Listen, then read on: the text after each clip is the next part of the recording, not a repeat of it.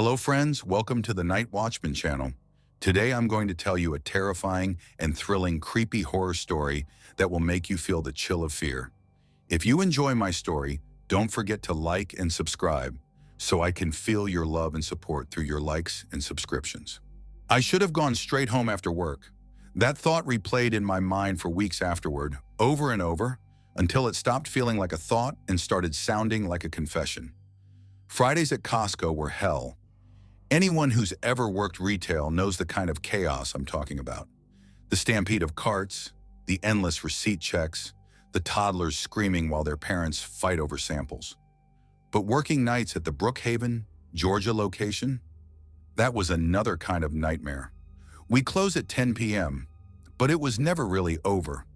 By the time we chased out the last customer, balanced tills and cleaned the aisles, it was always creeping past 11. That night was worse than usual. It was inventory week. My body ached so bad that when I leaned against the steel register counter, I could feel my knees trembling. I wiped my forehead with the back of my sleeve. The air conditioning had been off for over an hour to save power, and the place was already turning into an oven. "Jesus, that was brutal," muttered Harper, my coworker, as she slammed the register drawer shut. If one more customer asked me if the rotisserie chickens were fresh, I was going to lose it. "Try chasing 3 of them down aisle 10 because they were hiding to avoid checkout," said Dee, the assistant manager, rolling her eyes. She leaned her elbows on the counter, her face slick with sweat. "People are animals." "Yeah," I said quietly, massaging my lower back. "But at least animals know when to leave." That made Harper snort. She flicked her ponytail over her shoulder and stretched. "So what's the plan? Home, shower, cry, sleep?" I wanted to say yes. God, I wanted to just drive home, eat cold leftovers, and melt into bed. But the thought of my apartment, silent, empty, dimly lit by the street lamp outside, made my stomach twist. I hadn't really felt home since my brother died last year. So when Harper looked at me and said, "Me and Dee are hitting Waffle Depot by the freeway. You coming?" I didn't think twice. "Man, I don't know," I groaned, rubbing my neck. "My body's already clocked out." "Oh, come on, Eli," Harper said, bumping my shoulder. "You earned it. We survived inventory week without a homicide. That deserves pancakes and bad coffee." Dee grinned. "She's right. We'll sit, we'll complain, we'll talk trash about customers, and maybe we won't hate life for a second." I hesitated, but it was a weak hesitation. "Fine," I said, grabbing my jacket, "but you're driving." "My car smells like burnt fries and despair." "Perfect," Harper said, tossing her keys in the air. "Despair pairs well with maple syrup." We clocked out, turned off the last of the overheads, and said goodnight to the overnight stock crew, most of them too tired to look up from their pallets. As soon as we stepped outside, the humid Georgia night wrapped around us like a blanket soaked in heat. The parking lot lights buzzed overhead, flickering in patches. The asphalt still radiated warmth, like it was holding on to the sun's memory. "God, it's disgusting out here," Dee muttered. "Feels like breathing through soup." "Welcome to Brookhaven," Harper said, unlocking her dusty Honda Civic. I laughed weakly, scanning the nearly empty parking lot. A few cars scattered near the edge, the dark outlines of semi-trucks in the distance. For a second, I thought I saw movement near the dumpsters, a shadow slipping behind them. But when I blinked, it was gone. Probably a stray cat. Probably, I shook it off. We climbed in, the AC blasting warm air that slowly turned cool as Harper merged onto the road. The Waffle Depot was one of those places that hadn't changed since the 80s. Faded orange booths, cracked vinyl seats, a jukebox that never worked. The bell over the door jingled weakly as we stepped inside. The smell hit first. Grease, sugar, burnt coffee. Comforting in a weird way. There were only 3 other people inside. A trucker hunched over his plate, 2 elderly women talking quietly near the corner, and a man sitting by the window with his head bowed, hands clasped. The waitress, a woman in her 50s with tired eyes and a name tag that read Glenda, gave us a polite smile. "Anywhere you like, hun." We took a booth near the middle. I slid in facing the door. Habit, always face the exits. "So," Harper said, leaning back. To surviving the week. We clinked glasses of water in mock celebration. Dee groaned, rubbing her feet under the table. I swear, if they don't fix that pallet jack soon, I'm suing for emotional damage. I smirked. Join the club. We laughed quietly, and for the first time that day, I felt my shoulders drop. The exhaustion was still there, but it felt manageable. Until the bell over the door chimed again. 2 men walked in. Both wore dark hoodies, pulled low over their heads. In July, in Georgia. One was tall and thin, the other broader, with greasy hair curling from under his hood. Their movements were jerky, twitchy. The tall one's hand trembled slightly as he pushed the door shut. My gut tightened. I've worked retail long enough to recognize when something's off. Maybe it's instinct, maybe it's experience. But every part of me went on alert. They didn't talk to each other, didn't look at a menu, just scanned the room. Their eyes landed on us for a beat too long before they shuffled past, taking the booth directly behind me. Too close. The vinyl seat creaked under their weight. I couldn't see them unless I turned around, and that made my skin crawl. Eli, Harper said, noticing my tension. You good? Yeah, I muttered, eyes on the reflection in the window across from us. Just tired. The waitress came over with coffee. Y'all ready to order? We did. Pancakes, bacon, eggs, the usual. But while Harper and Dee joked, I listened. The booth behind me was quiet at first. Then, soft whispers, a low laugh, the faint click of something metallic. I froze. My heart thudded against my ribs. I leaned forward, whispering, Don't look, but the guys behind us. They haven't ordered anything. And I just heard Metal Harper frown. Metal? Like a dash question mark. I don't know, I said quickly.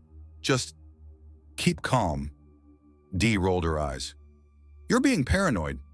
It's late. People are weird. Before she could finish, one of them coughed. A dry, rasping sound. Then a voice, low, rasping. That's them, right? I went cold. Okay, I whispered, my throat dry. We're leaving. Now Harper blinked. What? We just got... Now, I said firmly. My tone left no room for argument. I tossed a 20 on the table and stood. My bad knee flared with pain, forcing a limp. Harper noticed. You okay? Yeah, I lied. As we stepped outside, the night felt different. Too still. The heat pressed in, but the air carried something else too. A weight. Eli, what the hell's going on? Dee hissed. Before I could answer, the diner door creaked open behind us. Footsteps. Slow. Then faster. Get in the car, I barked. Harper froze for half a second too long before fumbling for her keys. What's happening? Just move. We piled into the Civic. As soon as the locks clicked, I turned. The 2 men were halfway across the lot now, hoods still up, faces shadowed. One held something in his hand, metal glint catching the light. A knife. Go! I yelled. Harper slammed the gas. Tires screeched against the pavement as the car shot forward. The 2 men broke into a run, one shouting something I couldn't hear over the roar of the engine. We didn't stop until we hit the interstate. For a long time, none of us spoke. The only sound was the hum of the tires and Harper's shaky breathing. Finally, Dee whispered, What the hell was that? I don't know, I said. My voice trembled despite me trying to sound steady. But they were watching us. Waiting. Jesus Christ, Harper murmured, gripping the wheel so tight her knuckles whitened. I thought you were just being paranoid. Yeah, I said quietly. So did I. We drove the rest of the way in silence, each of us lost in our own thoughts. I stared out the window, the street lights flashing rhythmically across my reflection, my tired eyes, the bruise forming on my knee, the sweat clinging to my neck. When we finally pulled into my apartment complex, I got out slowly, scanning the lot before stepping away from the car. You sure you're okay? Harper asked softly. Yeah, I said, forcing a smile. Thanks for the ride. I watched them drive off before turning toward my building. The cicadas screamed in the trees. Somewhere in the distance, a siren wailed. For a moment, I thought I saw movement near the dumpster again. 2 shapes standing just beyond the light. But when I blinked, they were gone. Maybe my mind was playing tricks. Maybe not. All I know is this. If I hadn't listened to that gut feeling inside the diner, if I'd ignored that prickling sense of wrongness, we wouldn't have made it out of Brookhaven alive. And some nights when I'm lying awake, I still hear the faint tap, tap, tap of fingers on a diner table, waiting. Story 2. I never planned on stopping at Costco that night. Honestly, all I wanted was to crawl into bed and sleep for 12 straight hours. But life rarely works out the way you plan it, does it? I was 26 at the time, living in Everett, Washington, one of those mid-sized cities where the rain never really stops, and every street seems to glisten with reflections from neon signs and wet asphalt. I'd moved there 2 years earlier after my dad passed away. He'd left behind a mess, unpaid bills, an old house that smelled like dust and cigarettes, and a silence so loud it filled every corner. At that point in my life, I was trying, really trying, to keep myself together. I'd been sober for just over 6 months, after nearly a year of battling a pill addiction that had started with a back injury and ended with a near overdose. My sponsor always told me, don't tempt the quiet hours. That's when the mind starts talking back. But that night I did exactly that. It was a Friday, late, almost 1:45 a.m. My girlfriend Lena and I had just left her friend's apartment after a small get-together. Nothing wild, just pizza, bad reality TV, and too much caffeine. As we drove through the empty streets, rain tapping lightly against the windshield, Lena turned to me and said, "Hey, can we stop somewhere?" "I'm starving," I laughed. "It's almost 2 in the morning." "What's even open right now?" She grinned, that mischievous little smirk she always had. "That 24-hour Costco off Evergreen Way. Remember? The one that's got that weird self-checkout section?" I hesitated.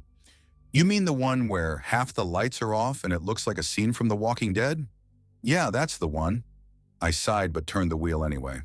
"Fine, but you're buying. My card's maxed out again."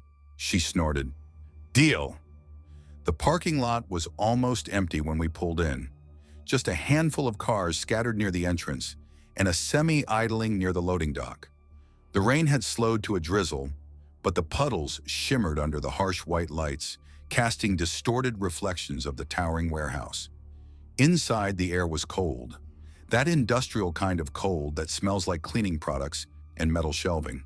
The place was half lit, half dead. The far aisles were swallowed by shadows. Only one tired security guard sat near the entrance, hunched over his phone, barely glancing up as we walked in. Lena nudged me. "Told you." "Creepy, right?" I chuckled nervously. "You love this stuff." "Yeah," she whispered, "until something actually happens." I laughed it off, but her words hung in the air longer than I liked. We grabbed a cart and started down the main aisle. The silence was unsettling, just the wheels of the cart squeaking and the faint hum of the refrigerators. It was so quiet I could hear the echo of our footsteps bouncing off the concrete floor. That's when I noticed him. A guy, maybe late 20s, standing at the far end of the frozen section. He was pacing, hands twitching at his sides, eyes darting around like he was following something invisible. His jaw moved constantly, grinding, like he was chewing on air. I slowed the cart. "You see that?" Lena followed my gaze. "Yeah, what's his deal?" "No idea," I muttered. "Probably just high or something." But I didn't believe that. Not entirely. Something about the way he kept glancing toward us, sharp, jerky movements, made my stomach tighten. We turned down another aisle. That's when she appeared. A woman, thin, pale, maybe his girlfriend, stormed past the intersection of the aisles, muttering something under her breath. Her sweatshirt was half off one shoulder, and her hair looked like she'd been clawing at it. "Hey," Lena whispered, "we should hurry up." I nodded. "Yeah." We grabbed what we needed, frozen waffles, a box of granola bars, and coffee pods. I tried to ignore the feeling that eyes were following us. Every few seconds, I'd catch a glimpse of movement down another aisle. The man, the woman, both circling. At the self-checkout, the air felt thick, like the whole store was holding its breath. The scanner beeped too loudly. The security cameras overhead buzzed faintly.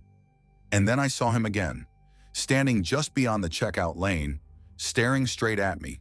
No blinking, no movement, just pure, unfiltered rage in his eyes. "Lena," I said quietly, "we're leaving." Now she looked up. "What? Why?" "Just trust me." We bagged everything fast. The guard didn't even look up as we hurried toward the exit. As the doors slid open, a rush of damp air hit my face. But before I could exhale, I heard it. Footsteps, fast, heavy. "Go, go," I hissed. We made it to the car, threw the bags in the back. I'd barely shut the door when, bang! A fist slammed against my window. "Give it back!" the man screamed. His voice cracked, raw, like it was tearing out of him. "You stole her wallet! Give it back before I break this fucking window!" My pulse spiked. "What the hell? We didn't take anything!" Lena's voice shook. "What wallet?" He hit the glass again, harder this time. "Don't lie to me. You took it off the counter when she wasn't looking." I rolled the window down an inch. "Dude, look at my hands. I don't have your..." He cut me off with a roar. "Liar!" His girlfriend was circling the car now, peering inside. Her pupils were blown wide, her face twitching. "You took it. We saw you. You think you can just steal from us?" "Get in the car," I told Lena. "I am in the car." "Then hold on." I slammed the car into reverse and peeled out of the parking space. The man stumbled back, then ran toward a black SUV parked near the edge of the lot. His girlfriend jumped in, and a second later their headlights flashed on. "Oh no," Lena whispered. "They're following us." The SUV roared to life, tires screeching on wet pavement. It shot after us, gaining fast. "Call 911, and I said, my voice shaking. She fumbled with her phone, hands trembling. It's ringing. Tell them we're being followed." The SUV's high beams flared, flooding our car with white light. It swerved, jerking left and right, closing the distance. "They're trying to hit us," Lena shouted. I gritted my teeth and gunned it, cutting through empty intersections, rain whipping across the windshield. The engine screamed. My chest felt like it was going to burst. For miles, they stayed on us. Every turn, every detour, their headlights right behind. I could hear the man shouting through the open window of his SUV, "Give it back or you're dead." I could barely breathe. My hands slipped on the wheel from sweat. My vision tunneled. And then, like a miracle, I saw it. A blue glow in the distance. "Police station," I gasped. "Hold on!" I swung into the parking lot so hard the tires fishtailed. The SUV followed, lights blaring, horns screaming. I slammed on the brakes and locked the doors. "Call them again!" Before Lena could say anything, the man was there, pounding on my window again, face twisted in rage. "Give it back! I know you have it!" I screamed. "The cops are coming!" "They're right inside." For a heartbeat, he froze. His expression cracked.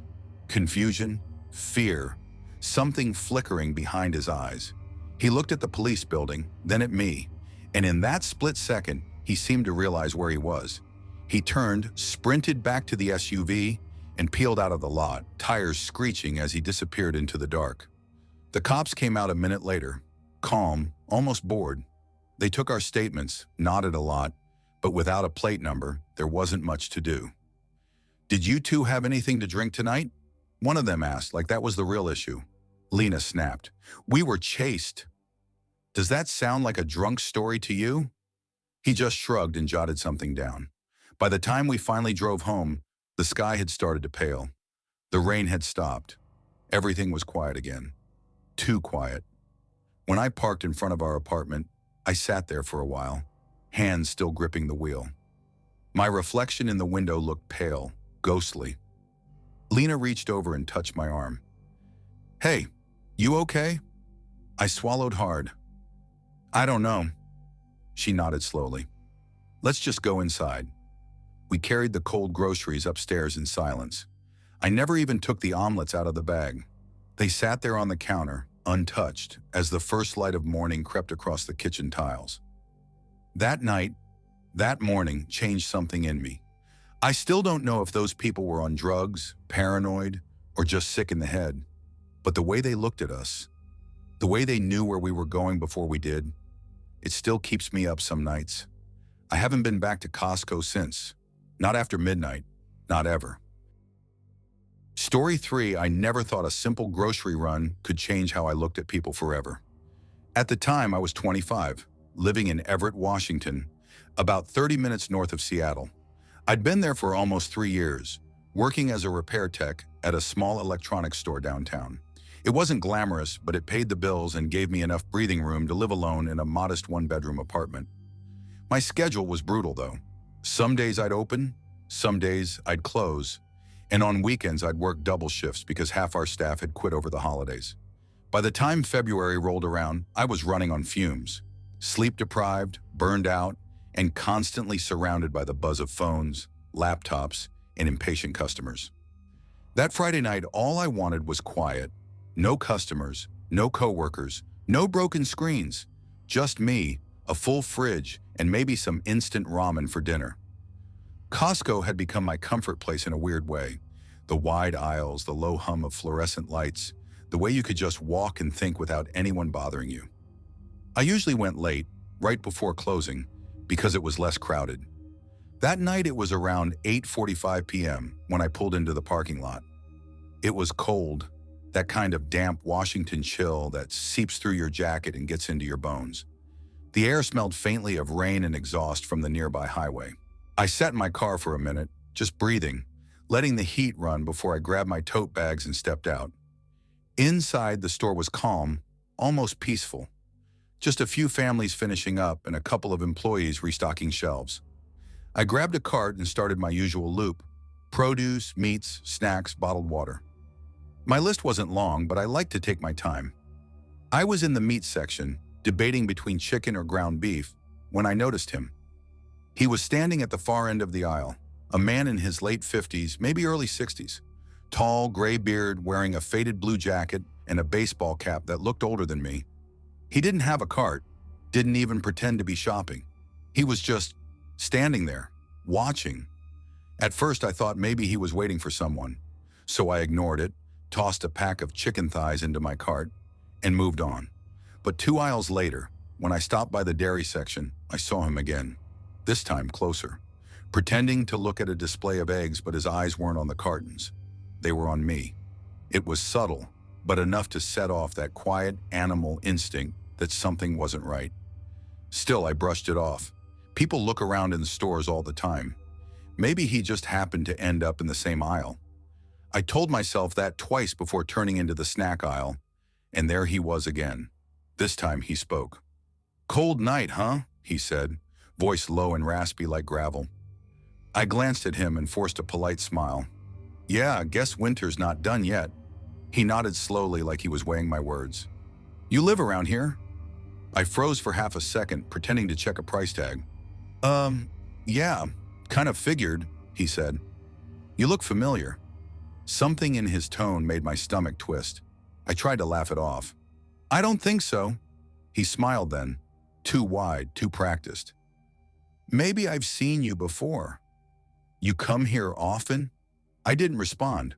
I just grabbed a random box of chips and pushed my cart past him, my pulse quickening. I heard his boots crunch softly against the polished floor as I turned the corner. From that moment, the entire energy of the store shifted. I couldn't focus on shopping anymore. Every reflection in the freezers, every squeak of a cart, every muffled announcement over the intercom felt amplified. When I looked down the next aisle, I saw the top of his cap move past the end, slow and deliberate. He was following me. I picked up the pace, turning down random aisles to throw him off. I even looped through home goods just to make sure I wasn't imagining things. But no matter which section I turned into, he wasn't far behind. I decided to check out. At the self-checkout, my hands were shaking as I scanned each item. The cashier nearby, a young woman with blonde hair tied in a bun, noticed. "You okay?" she asked softly. "Yeah, just tired," I said automatically.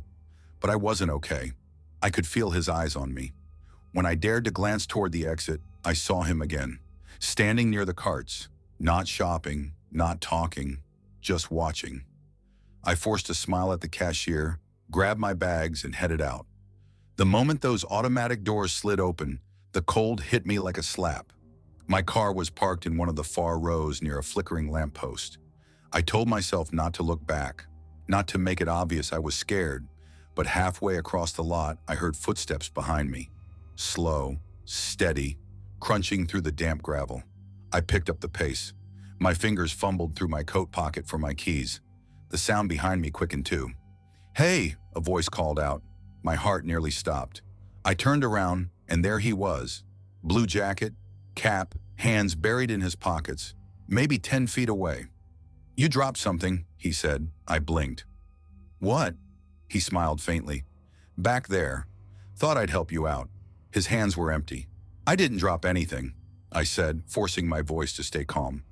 "Don't be like that," he murmured, stepping closer. That was enough. I lunged into my car, slammed the door shut, and hit the lock. My breath came out in shallow gasps. He stopped right at my bumper, staring through the glass. Then he smiled again, that same unsettling, patient smile, and tapped on the window. "Pretty girl like you shouldn't walk alone at night," he said softly, before turning away. I didn't wait to see where he went. I floored the gas pedal and tore out of the parking lot.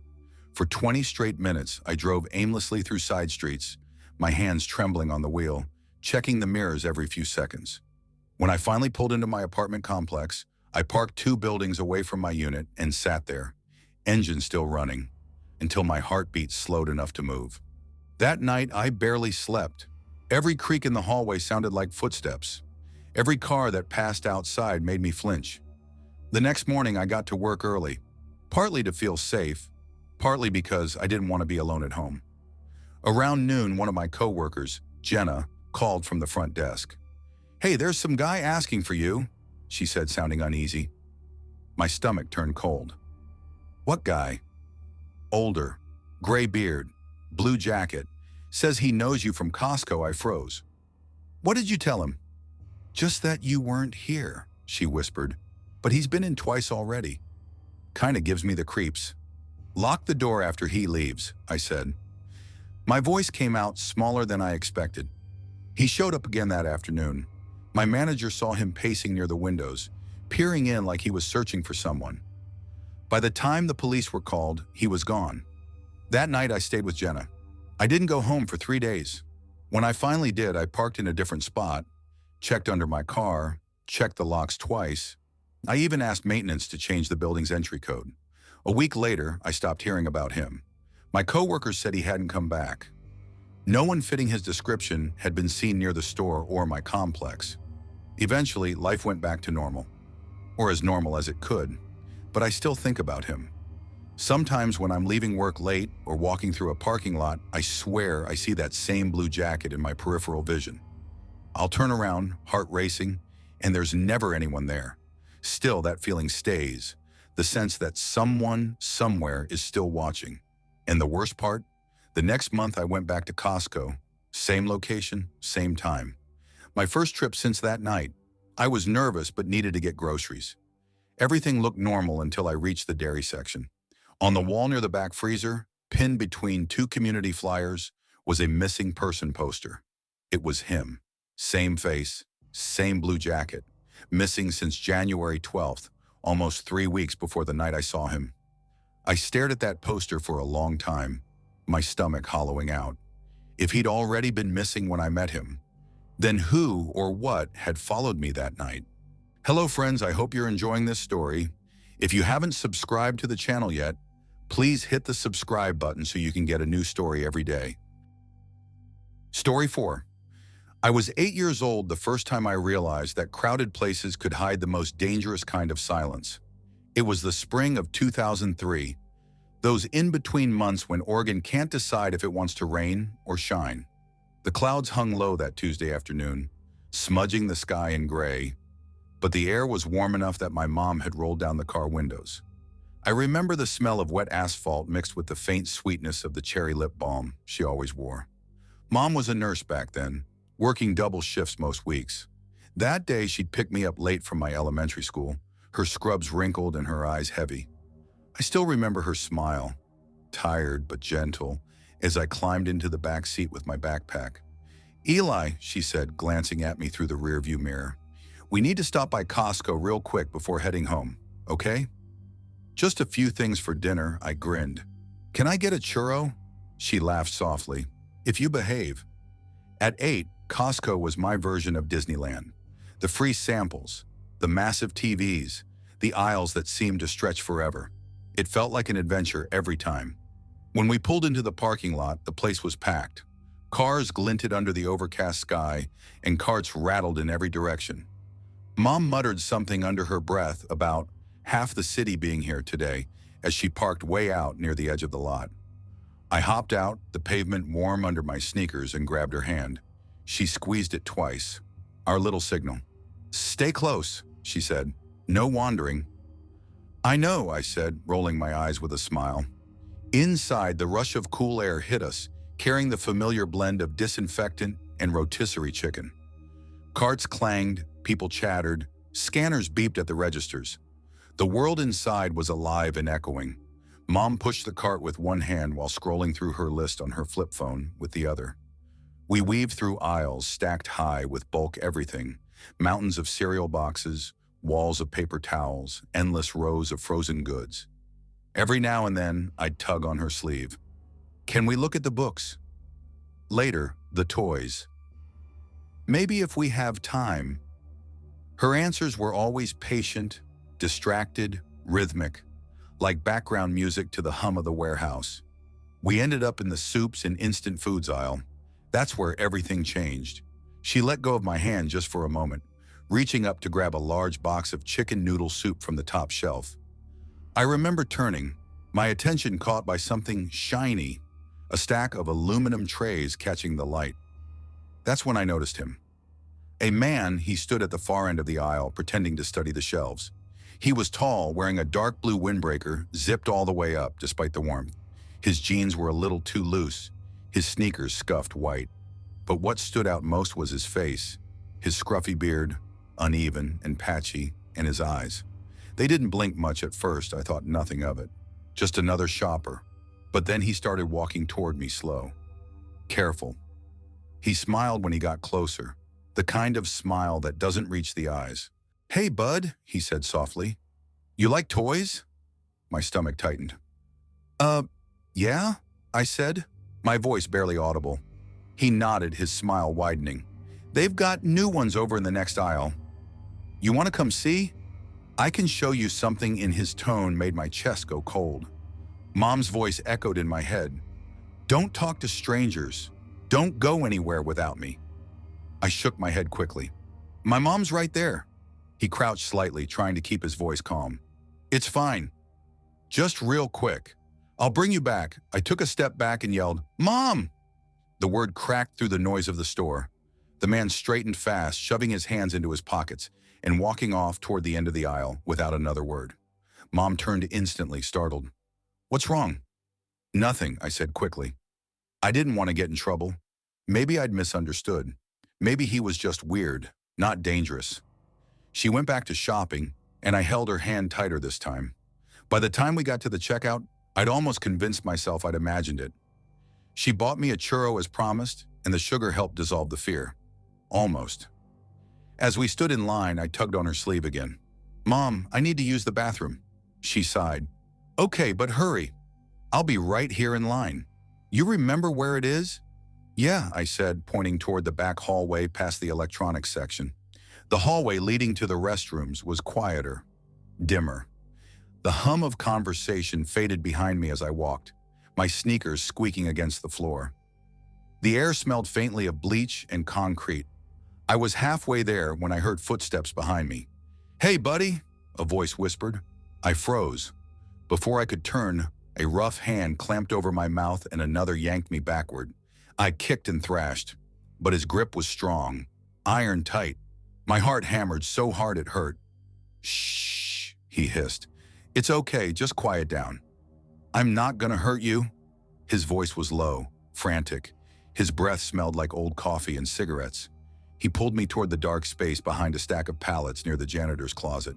I tried to scream, but his hand pressed harder over my mouth. Tears blurred my vision. And then, instinct. I bit him, hard. He screamed, the sound raw and animal. His hand jerked back, and I stumbled free. I sucked in a breath that burned and screamed at the top of my lungs. "Mom!" The sound tore through the hallway. A nearby employee, A tall guy in a red vest looked up from stocking soda and dropped everything, running toward us. The man bolted, shoving past me, his windbreaker flapping as he disappeared around the corner. I fell to the floor, shaking. The employee knelt beside me. Hey, you okay, kid? Where's your mom? Mom came seconds later, her face pale, eyes wide with terror. She dropped her wallet, the churro, everything, and scooped me up. What happened? Oh my God, Eli, what happened? I couldn't answer. My throat felt like sandpaper. I just cried into her shoulder. Security came fast. They sealed the exits, checked the cameras, called the police. I sat on a folding chair near the entrance, wrapped in a blanket someone had given me. The lights overhead felt too bright. A guard crouched beside us, holding a small monitor with grainy footage. Is this him? I looked. There he was, the man in the windbreaker, wandering the store alone, pretending to shop, glancing at the bathrooms, the kids' books, the families. He'd been inside for nearly an hour before he grabbed me, but by the time the alarms were triggered, he was gone. He never bought anything, never came back. The police searched the lot, the nearby stores, even checked cameras from the street. Nothing. It was like he'd vanished. I didn't sleep for weeks after that. Neither did Mom. Even now, more than 20 years later, I still can't stand walking alone down long, empty store hallways. I feel the phantom weight of that hand on my face, smell the faint trace of his jacket. Sometimes when I take my niece to Costco, she runs ahead, laughing, her tiny sneakers slapping the floor. And every single time I call her name until she comes back to hold my hand. She always giggles and says, "I'm fine, Uncle Eli." You worry too much, maybe I do. But I remember that day, the windbreaker, the smell, the voice, and I know exactly what almost happened when I was 8 years old in a crowded Costco on a quiet Tuesday afternoon. Story 5. I never thought my first full-time job would leave me sleeping with the lights on.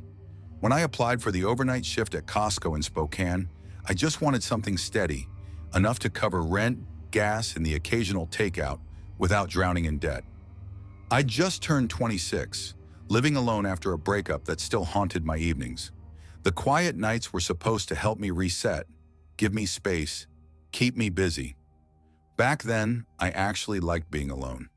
I liked the stillness of the warehouse after midnight, the way the echo of my footsteps bounced off the metal shelves, how the air smelled faintly of plastic wrap and cold concrete. It was peaceful in a strange way, like the world had stopped for a while and let you breathe. The night shift crew was small, me, Derek, and Rosa mostly. We were supervised by Tom, who'd worked there longer than any of us. A good guy, a little paranoid about safety rules, but fair. My first few weeks went smooth. 10 p.m., clock in, grab a scanner, restock, clean up, clock out around 6. The hum of forklifts and the rattle of carts became background noise I could almost find comfort in. I even started to enjoy the rhythm of it all. Radio crackling with jokes, Rosa humming along to old pop songs, Derek sneaking snacks from the broken boxes we were supposed to write off. But comfort has a way of blinding you. You start to think nothing bad can happen in a place that ordinary. That illusion shattered one Tuesday night in early November. It was around 1:30 a.m. The air outside had dropped to the low 40s, and even inside the building you could feel that faint chill creeping in through the loading bays. I was assigned to Dock 3 that night, always the coldest part of the warehouse. My job was to break down a new shipment and restock bulk snacks and cleaning supplies. "Hey man, you got Dock 3 again?" Derek teased as we clocked in. "Yeah," I sighed, grabbing my gloves. "Guess they think I'm built for the cold." "Built for suffering," Rosa muttered with a grin. Tom just chuckled. "Dock 3's yours, Evan. Make sure that back door's sealed tight. We had a draft come through last night. Security nearly had a fit." "Got it," I said. By 1:30, I was working alone. The others were up near aisles 5 through 10, handling seasonal stock. My section was quiet, empty. I had one earbud in, music low enough to hear my own breath. The overhead lights flickered occasionally, nothing unusual. Old bulbs. Then I noticed something off. Down the long corridor that led to the emergency exit, one of the doors wasn't fully shut. It stood slightly ajar. just enough for a thin line of yellow light from the parking lot to spill through. At first, I didn't think much of it. Those doors were motion-triggered and alarmed, and sometimes the latch didn't catch completely, but the rule was strict. They always had to stay locked. "Tom's gonna lose his mind if he sees that," I muttered, setting down my scanner. As I walked toward it, my boots echoed on the concrete. The air grew colder with each step, and a faint whistle came from the crack in the door. I reached out to push it shut, then froze. There was someone standing at the far end of the corridor. At first, I thought it was just a shadow, maybe a stack of boxes casting weird shapes. But then it moved. A man, tall, thin, wearing a hooded jacket. He stood completely still, like he'd been waiting. My throat went dry. "Hey," I called out, voice shaking a little. "You can't be back here. Employees only." No answer. He didn't flinch, didn't even tilt his head, just stood there. "Sir, this area is restricted," I said louder, my voice echoing down the hall. Still nothing. Something about the way he was standing, so still, so unnatural, made every instinct in my body scream to get away. I took a cautious step back and reached for my radio. The second my fingers touched the button, he moved. Not slowly, not like a normal person. He bolted sideways, vanishing behind a row of shelves with a speed that didn't look human. I stumbled back, my pulse slamming in my ears. "Tom!" I shouted into the radio. "We've got someone in the back, near Dock 3. Static. Then Tom's voice crackled through. "Say again? Someone's here! They just ran past the—" A loud clang cut me off, a metal rack somewhere behind me. I spun, shining my flashlight into the rows. Nothing but boxes and shadows. Within a minute, Tom and Derek showed up, both carrying mag lights. We searched the area, aisles, corners, even the cold storage section. No one. Every exit door locked from the inside. "Probably a homeless guy," Tom muttered, scratching his chin. "Snuck in before closing. I'll get security to check the footage." I nodded, pretending to believe him, but I couldn't shake that image. The way the man moved, fast, deliberate, like he knew exactly where to go. I tried to keep working, but the unease clung to me. I kept glancing down every aisle, checking behind pallets, listening for anything out of place. Around 2:15, I was stacking paper towels when I felt something wet drip onto the back of my neck. I frowned and looked up. The ceiling was solid metal, no pipes, no leaks. I reached back, rubbed my neck, and my fingers came away slick. Before I could process it, a soft creak came from above me. I tilted my flashlight up and froze. There, crouched on top of the 12-foot shelving unit, was the man. His body was twisted, his limbs too long, his clothes hanging loose. His eyes locked onto mine, wide, unblinking. His mouth was slightly open, saliva glistening in the light. The wetness on my neck wasn't water. It was his drool. I stumbled backward, my flashlight trembling. "What the hell?" He shifted suddenly, the shelf groaning under his weight. Then he leaped. I screamed, diving out of the way as boxes exploded against the floor. My radio flew from my hand. "Security! Back dock! Now!" I shouted into the mic. Boots pounded against the concrete behind me. I ran, weaving between aisles, heart slamming like a drum.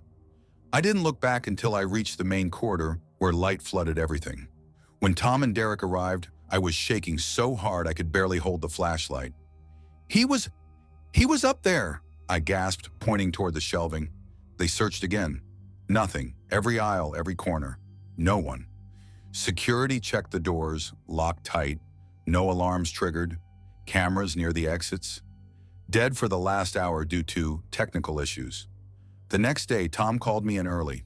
"Evan," he said quietly, "you need to see something." He led me into the office where the security manager was sitting by the monitors. They'd pulled the footage from the backup system. The video showed me working near Dock 3, just like I remembered. But in the far corner, barely visible, was a shape. The man. He'd been standing there for nearly an hour, completely still. Every few minutes, he'd nudge the emergency door open and close again, testing it. Then as I moved through the aisle, he crawled up the shelving. No ladder, no hesitation. Just scaled it like it was nothing. We watched as he crouched above me, motionless for 20 straight minutes. Watching, drooling. The footage cut off when I screamed and ran. Security froze the frame on his face. The angle was bad, but his eyes too wide, too bright, and his mouth slightly open looked wrong, like his expression wasn't real. "The police think it was a transient," Tom said, his voice low. "Maybe hiding during the day. But the thing is, no camera ever caught him leaving." I didn't say anything. Couldn't. My hands were shaking. 2 weeks later, I quit, transferred to a smaller store across town. Now I still work nights, but never in a building that big, that silent. And every time I walk past an emergency door, I check it twice, sometimes 3 times, because I've learned something that night taught me well. The scariest things aren't always outside. Sometimes they're already inside, waiting. Story 6. I never thought much about safety until the night I realized it doesn't exist. Not really. When you're standing under the fluorescent lights of a giant warehouse, surrounded by rows of cereal boxes stacked taller than you, it's easy to believe nothing bad could happen. Cameras hang from every corner, employees move carts with mechanical precision, and the place hums with the kind of constant noise that makes you feel safe. I was wrong. It started on a Thursday evening in late November in Ridgefield, Oregon. Cold wind was pushing through the valley, carrying the smell of rain and pine. I'd just gotten off work from the marketing agency downtown, 10.5 hours of spreadsheets, calls, and staring at emails until the words blurred together. My brain felt like it had been microwaved. My name's Evan Callahan, 29, single, mostly introverted. I wasn't looking for excitement. I just wanted to grab groceries, crash on my couch, and maybe watch a game before bed. My fridge was embarrassingly empty, just ketchup, half a lemon, and a bottle of expired milk. So naturally I drove to Ridgefield Wholesale, the local big box store. The parking lot was packed when I pulled in.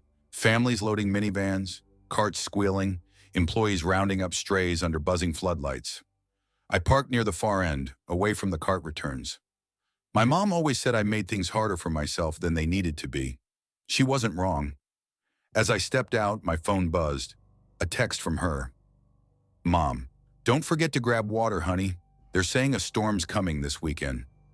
I smiled, shaking my head. Always worrying, always right.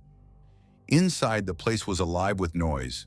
The clatter of carts, snippets of laughter, the smell of baked bread drifting from the food court. I grabbed a cart and started toward the produce section. "Evening," an older greeter said as I passed. I nodded, forcing a polite smile. I hated shopping at night. Something about the fluorescent hum made me feel small. But this was routine. Coffee, frozen chicken, eggs, water, and maybe a frozen pizza or 2. That was the plan.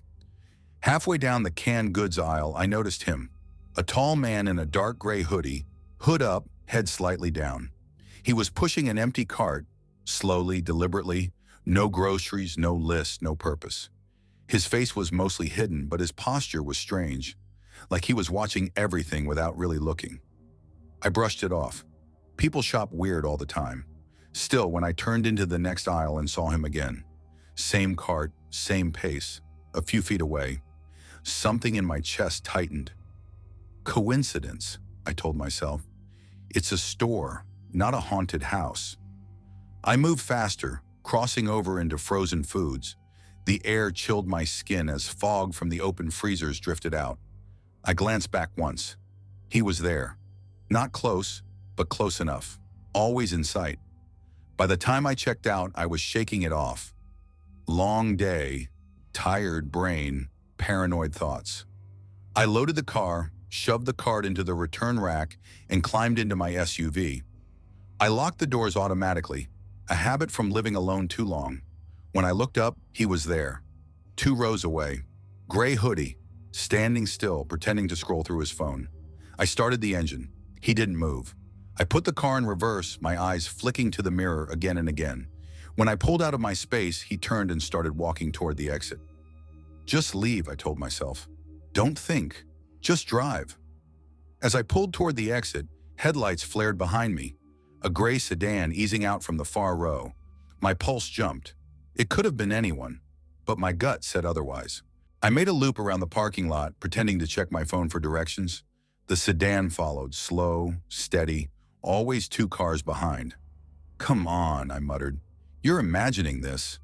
But every turn I took, the car took too. At one point, I switched lanes suddenly, heart pounding. The sedan did the same. I wasn't imagining it. My hands were slick with sweat on the wheel. I didn't want to go home.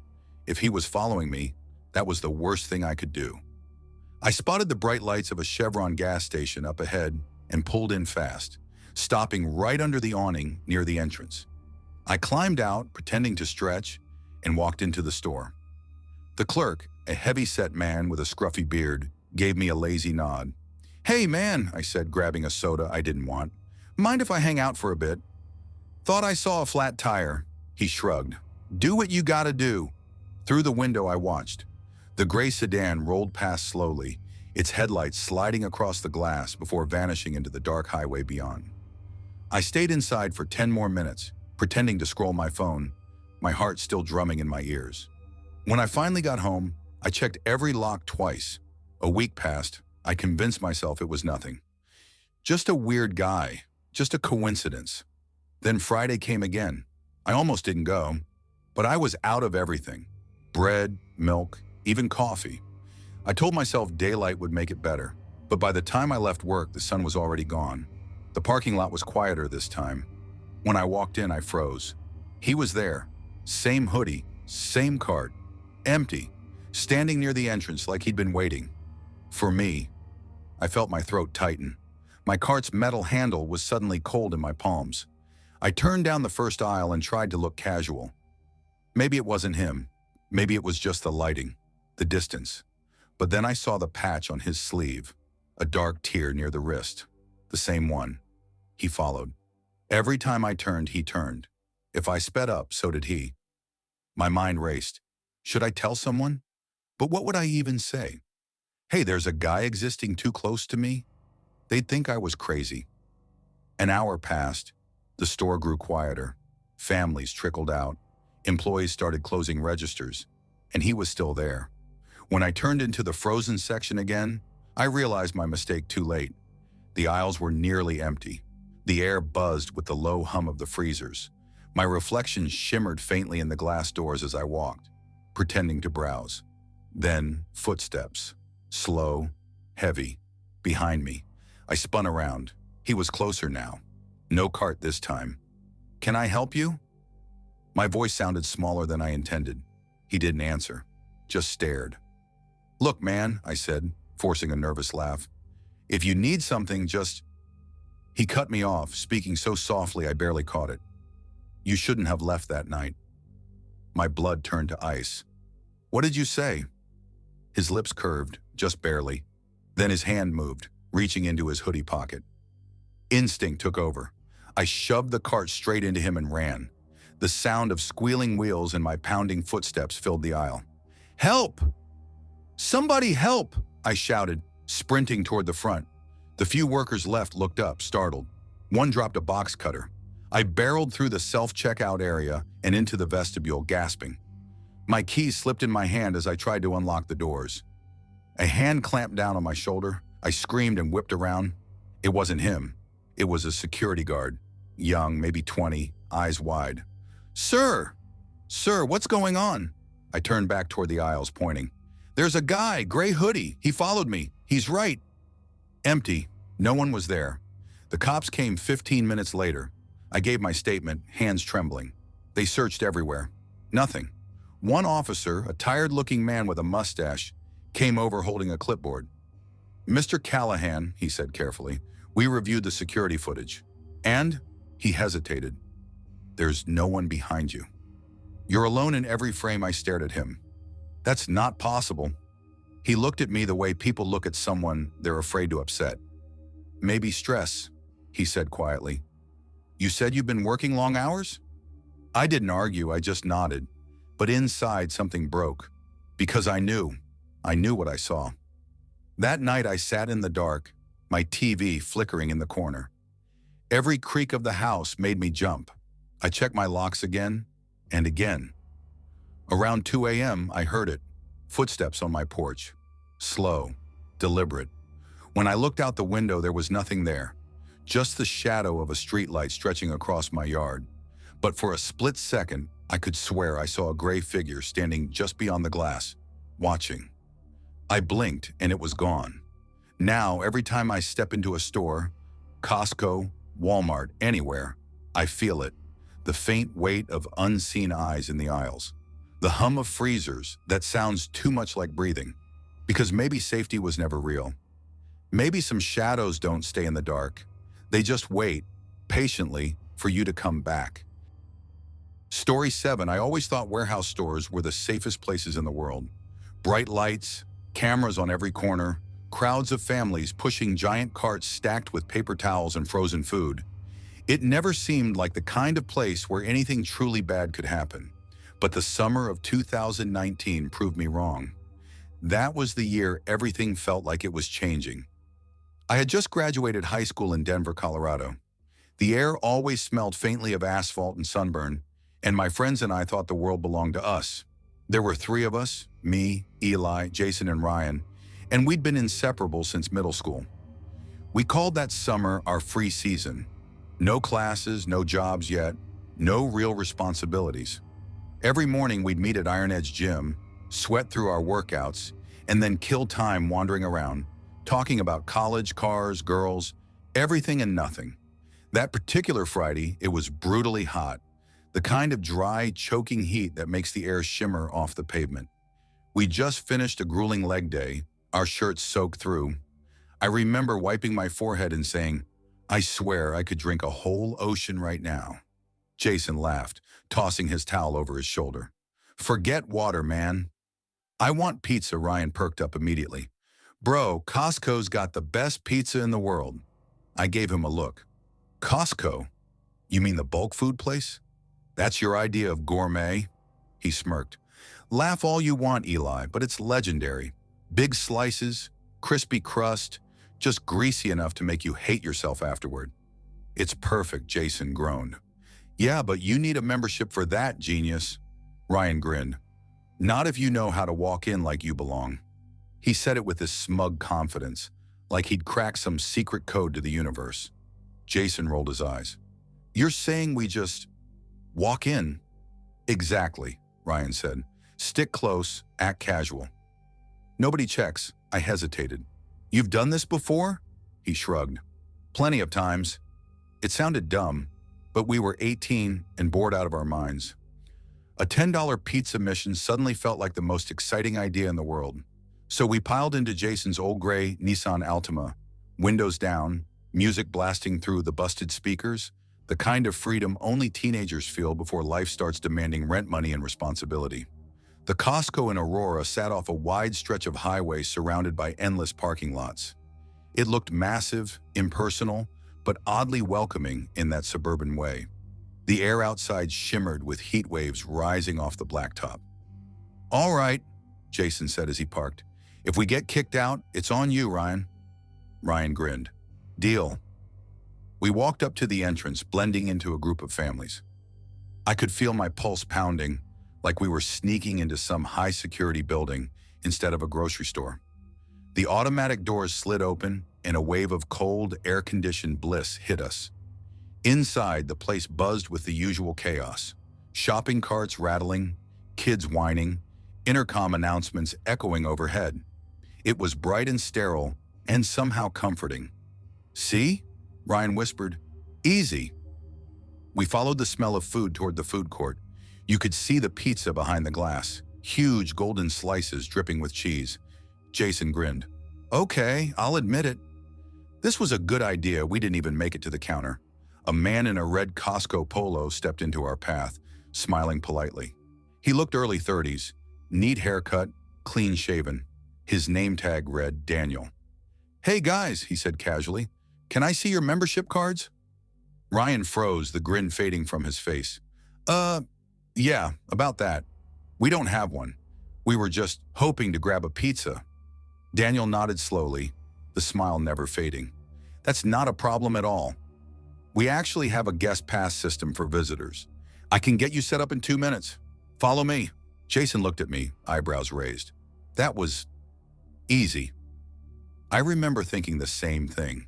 Too easy, but he had the badge, the uniform, and the calm tone of someone who'd done this 100 times. So we followed him. Instead of heading toward the front desk, he guided us down one of the side aisles, past bulk snacks, electronics, and cleaning supplies, until we reached a gray door that said employees only. Daniel swiped a key card and held it open. Guest pass office is just down this way, Larto, he said. The hallway was narrow, industrial, lined with flickering fluorescent lights. The further we walked, the quieter it got. The noise of the store faded until all we could hear were our sneakers squeaking on the concrete. Something in my stomach twisted. Where's this office exactly?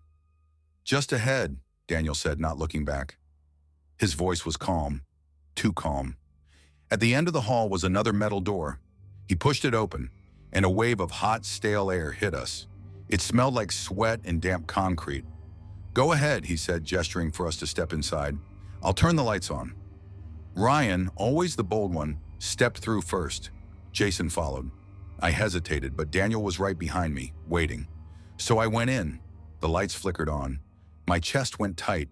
There were 5 men inside, big, muscular, all wearing black hoodies and masks. Not a single Costco logo in sight. They stood in a half circle, silent, watching us. Jason's voice cracked. What the hell is this? Daniel stepped in behind us and shut the door with a heavy click. His polite smile was gone. Do exactly what they say, he said quietly. Ryan's jaw clenched. No way! It happened fast. He lunged at Daniel, shoving him back against the door so hard it rattled. Run! He yelled. I didn't think. I just ran. Jason was right behind me, sneakers slapping the floor. I could hear shouting, footsteps pounding after us, someone yelling, "Get them!" We burst through the gray door and into the bright chaos of the main store. People turned to stare as we sprinted past shopping carts and displays of cereal boxes. Go, go, go! Jason shouted. We didn't stop until we were outside, the sunlight burning our eyes, lungs on fire. We dove into the car, slammed the doors, and Jason peeled out of the lot, tires screeching. For the first few minutes, none of us spoke. Just the sound of the engine and our ragged breathing filled the car. Ryan's hands were shaking. Jason gripped the wheel so tight his knuckles turned white. Finally, I said, "What the hell was that?" No one answered. We didn't go to the police. I don't know why.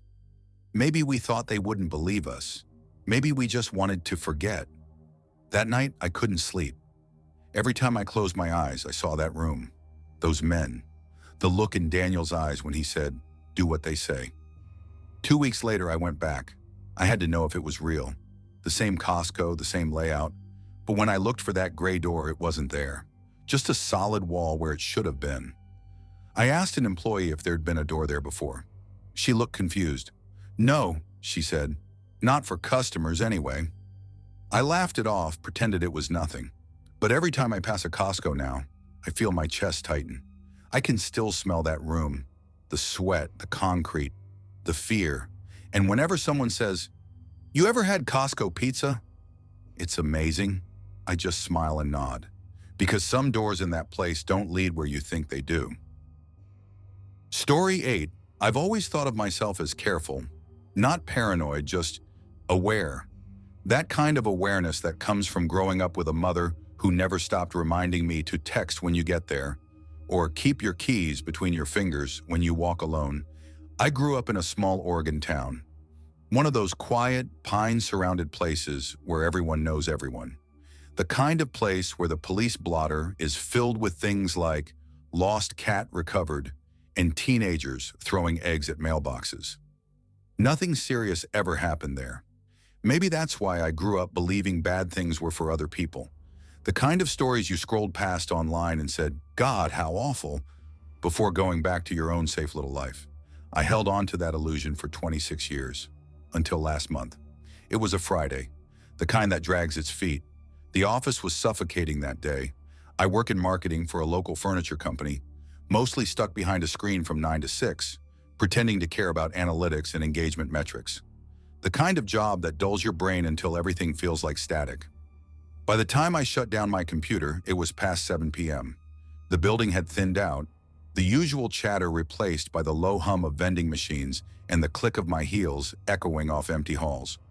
Outside, the sky had turned that in-between color. Not quite day, not yet night. A smear of lavender fading into gray.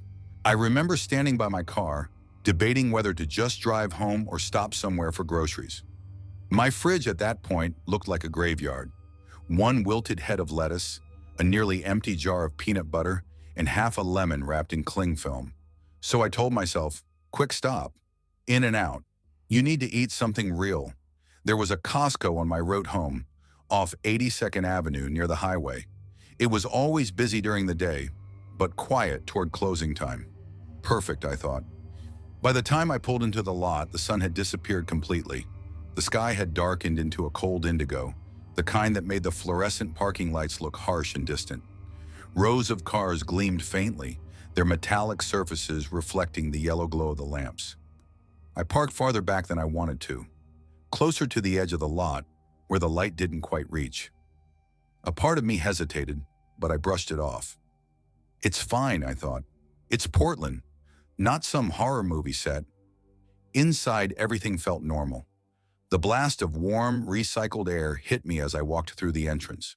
The familiar mix of pizza, rotisserie chicken, and detergent filled the space. The chatter of families, the squeak of carts, all of it weirdly comforting. I grabbed a cart and started my usual route. Bread, eggs, milk, frozen meals, shampoo. Always shampoo. My hair is thick, and if I run out, it turns into a frizzy nightmare. Somewhere between the snack aisle and the free sample stand, I started to unwind. There's something hypnotic about Costco, the oversized aisles, the way everything comes in 2s or 10s. It makes you feel like you're taking care of your life, stocking up, preparing, staying ahead. I stopped for a sample. Cheesecake, I think. The woman handing them out smiled and said, "We're closing soon, sweetheart." I checked my phone. 7:42 p.m., plenty of time. By 7:55, I was in line. The crowd had thinned, just a few stragglers and an older couple arguing about paper towels. I paid, thanked the cashier, and rolled my cart toward the exit, humming softly to myself. The automatic doors whooshed open, and the warmth vanished. Outside, the air hit sharp and cold. The parking lot was nearly empty now. The lamps buzzed faintly, throwing weak circles of yellow across the asphalt. The farther rows, where my car sat, looked darker than I remembered. I hesitated for half a second. Then I told myself, "Don't be dramatic." I started walking. The cart wheels squeaked against the pavement. My breath clouded in front of me. I could hear the faint echo of a car door slamming somewhere in the distance. Nothing unusual. When I reached my car, I popped the trunk and started unloading quickly. Milk, bread, pasta, shampoo clinking against a jar of sauce. That's when I heard it. A voice close behind me. "Hey, excuse me." My whole body stiffened. I turned. A man stood just a few feet away, maybe mid-40s, tall but hunched slightly, wearing a faded green jacket that looked like it hadn't been washed in weeks. His hair was greasy, sticking to his forehead, and his face was pale, like he hadn't slept in days. He smiled, but it didn't reach his eyes. "Sorry to bother you," he said, his voice low and scratchy. "You wouldn't happen to have jumper cables, would you?" My first instinct was relief. That's a normal question, right? But something about him made my skin prickle. His tone was too calm, too smooth, not like someone genuinely in trouble. No, sorry," I said, forcing a polite smile. "Don't have any." He nodded slowly, still smiling. "You sure? You look like someone who keeps their car real neat. Organized. Maybe check the trunk?" That sentence froze me. The way he said it, like he already knew something about me, like he'd been watching. My voice came out tighter than I wanted. "Pretty sure I don't." "Sorry," he took a half step closer. I could smell him now. That sour, damp stench of sweat and cigarettes. "What's that smell?" he asked suddenly. I blinked. "What?" He leaned in slightly, his nostrils flaring. "Your hair. Smells good." What is that? Vanilla? Or coconut? My throat closed up. I could feel my pulse hammering behind my ears. Look, I said, voice shaking. I don't know what your deal is, but... He cut me off with a grin, a wide yellow-toothed smile. Relax, I was just asking. You get that shampoo here? Then he laughed, a low, hoarse chuckle that made my stomach twist. I stepped back. You need to go. He tilted his head, studying me. You're jumpy. You don't need to be scared. And then, almost whispering, you wear underwear from here too? My ex-wife was about your size. Bet it'd fit you nice. My body locked up. My hands shook so violently that I nearly dropped my keys. That's when instinct took over. I slammed the trunk shut, darted into the driver's seat, and hit the lock button so hard the car beeped twice. Through the windshield, I saw him still standing there, that same grin plastered on his face. He didn't move as I started the engine. He just watched. And then slowly he turned and walked toward a dark blue SUV parked a few rows away. I should have driven straight to the exit, but when his headlights flared to life behind me, my heart nearly stopped. He was following me. The roads outside Costco were mostly empty. The city lights flickered weakly through the mist. My fingers clutched the steering wheel until my knuckles went white. Every turn I made, he made. Every time I slowed, he slowed. I tried calling 911, but the signal dropped. Of course it did. Dead zone near the industrial park. My mind raced. Don't go home. Don't lead him there. Think. I made a quick right toward the highway, hoping to lose him in traffic. But his headlights stayed, steady in my mirror. Not too close. Just watching. I whispered to myself, he's playing with you. He's enjoying this. My breath came fast and shallow. My heart slammed against my ribs. Every turn felt like a roll of the dice. Then I remembered when the downtown precinct, the police station, 2 miles away. I floored the gas. The speedometer climbed. 45, 55, 70. The city lights streaked past like lines of fire. He stayed behind me the whole time. I blew through 2 yellow lights. Tires screeched. Horns blared. I didn't care. My entire body was shaking so hard I could barely keep the car steady. Then, salvation. Blue and white lights ahead. The glowing sign, Portland Police Bureau. I swerved hard into the lot, tires squealing, the car lurching forward as I hit the brakes. For one terrible moment, I thought he'd follow. His headlights slowed at the entrance. But then, they turned away. He disappeared down a side street. Inside the station, the air felt warm, heavy with the smell of coffee and paper. A young officer at the front desk looked up immediately. Ma'am, are you okay? I couldn't speak. My voice cracked as I said, he followed me. From Costco, they brought me water. My hands left wet fingerprints on the cup. I told them everything. The man, his smell, his words, the blue SUV. 2 days later, an officer called me back. They'd found him. His name was Richard Dempsey, registered sex offender, out on parole, multiple counts of harassment, stalking, and assault. He wasn't even supposed to be in Portland County. The officer said, you did the right thing coming here. You're lucky. I didn't feel lucky because now every night when I walk to my car, I check over my shoulder. Every pair of headlights in my rear view makes my heart jump. Sometimes when I wash my hair, that same vanilla scent fills the air. And my stomach twists because I remember the way he said it. I remember his breath on my neck. And I know that if I'd hesitated even one more second that night, I might not have made it here to tell this story. Friends, be sure to tell in the comments which story you liked the most, and don't forget to subscribe and like.